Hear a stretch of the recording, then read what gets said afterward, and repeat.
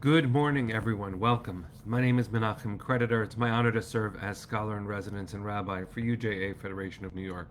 We bring you Torah and music, blessing, and community every weekday.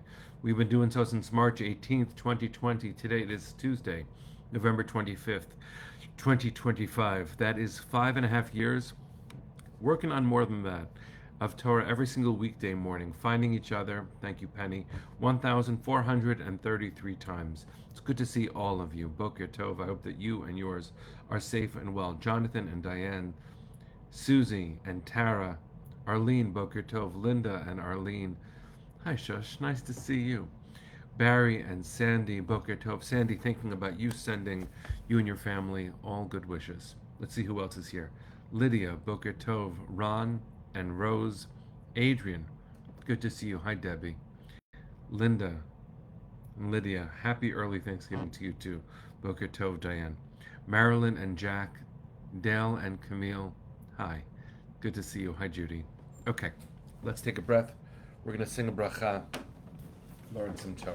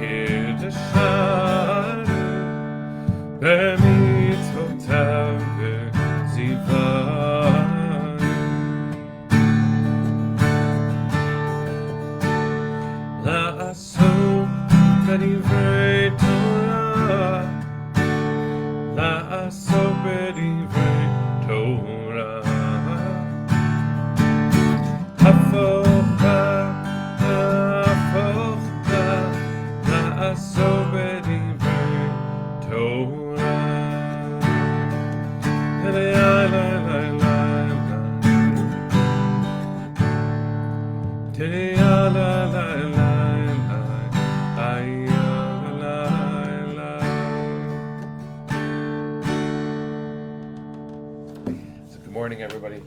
Carl, you did not miss the greetings. Here's one for you. Good morning, my friend. It's good to see all of you. Penny, thank you for keeping us on track. It is broadcast 1433.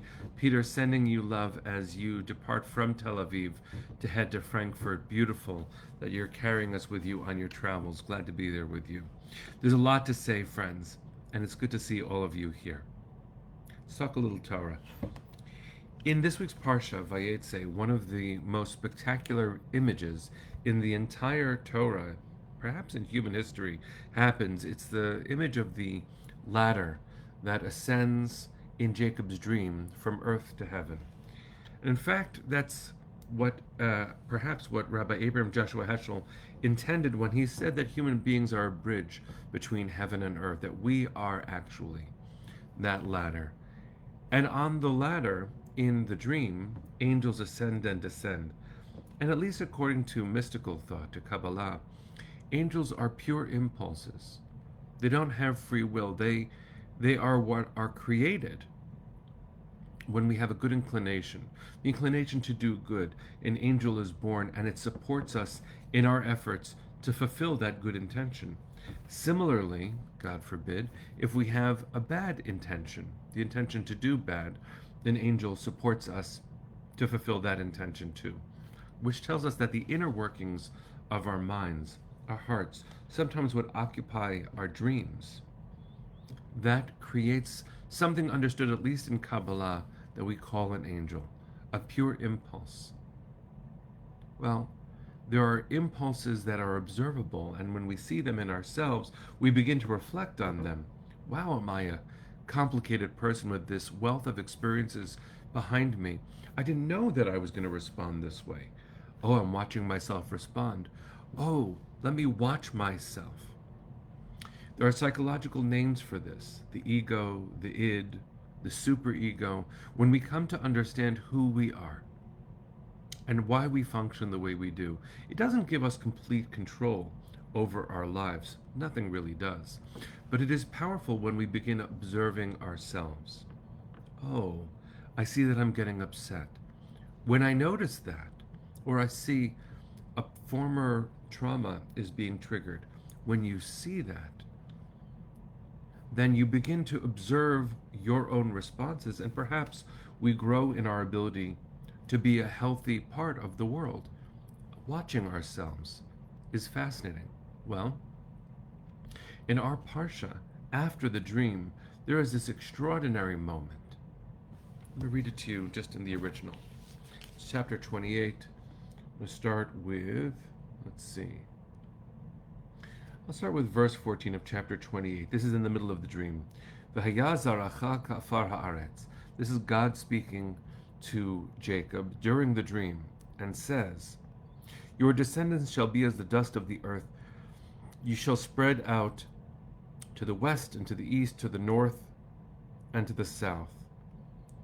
Yama v'kedma tzafona v'negba. This is a very popular song some of us know. Ufaratzta comes straight out of this verse. And when you spread out, v'nivrchu v'cha kol mishpachot ha'adama v'zarecha. Right, all the families of the earth shall bless themselves by you and your descendants. This is in many ways the language that God uses originally with Avraham. It's important to note, though not our point for today, that Avraham does not bless his own child. This is a moment where we see something so strained between one generation and the next. It takes God's intervention to create a blessing for that next leader, person, child. A lot of us have been through such things, and it's important to note that the Torah suggests that God is present even there, maybe especially there. And as this dream unfolds, God then says, "V'hinei anochi imach," I'm with you. Remember, I am with you. I will protect you wherever you go. I will bring you back home. I will not leave you until I have done what I have promised. There's something so reassuring about this moment. And for Yitzchak, the parent, and now Jacob, the child, how powerful to think about what Jacob has been through 3 generations of very complicated family dynamics. And then this verse, this is the one that we're going to rest with for a moment. Vayikatz, it's funny, I said rest with, and the first word is Vayikatz, and he jumped up. Vayikatz Yaakov Mishnato, Jacob awoke from his sleep, but it's kind of like a shocking awakening. You know, sometimes you have a dream that is so real that waking up is a shock. Oh, this is the world, right? So he woke up, Vayomer, and he said, here's the Hebrew, Achen yesh Adonai b'makom hazeh, va'anochi lo yadati. The translation, this is the JPS translation. Surely God is present in this place, and I did not know it. Now, you and I might have been raised with a song. I sang this as a child a lot.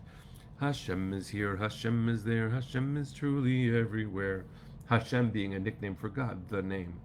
So God is everywhere.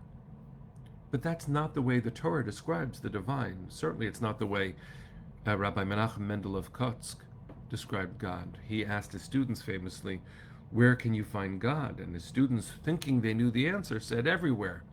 And he said, no, God is where you let God in. It's very powerful. That might not be your theology. We can talk about that sometime. But what I want to share is the teaching, the writing of a wonderful, wonderful mentor to many of us, David Elcott. Some of you might know who he is. Lovely.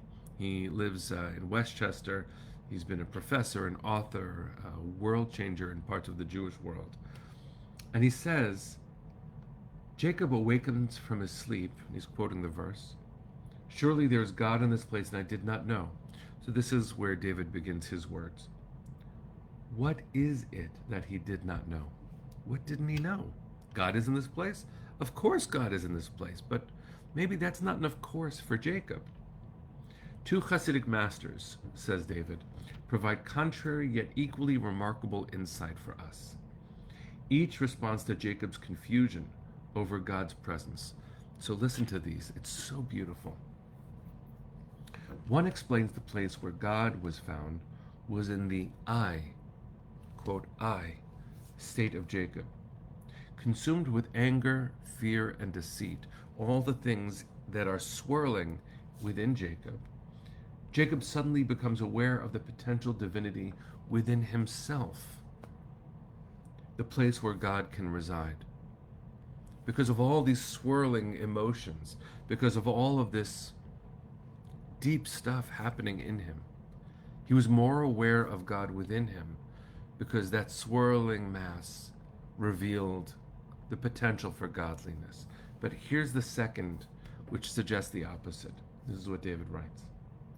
At the very moment that Jacob becomes aware of God's presence, he says, Anochi, it is the I, the self, that I do not know. David writes, only when I am not filled with myself, when I empty myself of the ego and self-serving explanations that encrust me, can I truly experience God's presence. Both of these impressions, both Hasidic approaches, remind us how ever-present God can be and how easy it is to say, but I did not know. Sometimes when I am so fully present in complicated emotional ways, I reach specifically for that gossamer cord connecting me, the invisible string that ties me to my source. I say, oh, I didn't know. And now I know a little bit more. But the opposite also sometimes happens. That we come to an awareness that we are in service of something so much larger than self. The I part of me, the ego. The ego gets in the way of knowing divinity. And so when we do a little bit of tzimtzum, a little bit of humble practice, a little bit of self-contraction, when it's not the I that's noticing, it's the human within, it's the divine spark that begins to recognize where God is. Jacob awakes from this dream, and the dream is bigger than him. And he becomes more aware that God is there too. It's not just me who's here. It's my maker. Now again, this language might be different than the one that you use. We always have space for disagreement about God. Lydia writes a very interesting acronym. I hadn't seen this. EGO, E-G-O, easing God out. Wow. Wow, that's deep. Arlene offers this prayer. May the divine spark live within me. That is a pure prayer, my friend. We are entering into a week where some of us, in the United States at least, mark Thanksgiving. Canada had this already. Some other countries have different ways of showing gratitude, hopefully on a national scale. The mythic telling of the story is very complicated, but we'll deal with that another time, maybe on Thanksgiving itself. The power of this moment, though, shouldn't be lost on us. That we come together, and often at the table, this can be a Shabbos table, this could be a work space. The I, the ego, the self, can take up so much space. The gift of this parsha, especially the way that David L. Katz channeling the Hasidic masters suggests, is to know that by emptying ourselves or challenging the ego, noticing our own responses, we might actually discover that there's not just God in the world, but God amidst us and other people. One of the great challenges of our moment of world history is not just how infrequently, but how violently people and their truths collide. I don't have an easy suggestion here. I don't think Jacob did, despite the epiphany. But his dream suggested to him that by challenging the ego or seeing past it, we can discover more God in the world. I invite us to explore with that, what that might mean for you. Because if God means one basic thing, at least to me, God is the commitment that there is more than me in the world.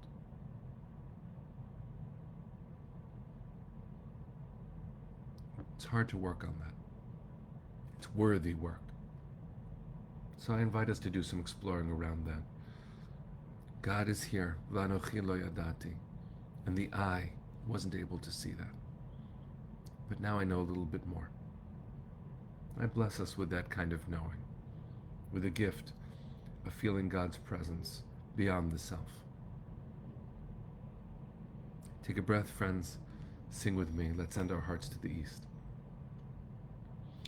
Kolon balevav penima nefesh Yehudi homia ulefate mizrach kadima ayin letzion tzofia od lo avda tikvateinu התקווה בת שנות 2000 להיות עם חופשי בארצנו ארץ ציון וירושלים להיות עם חופשי בארצנו ארץ ציון Virushalayim. Am Yisrael Chai. See you tomorrow, my friends.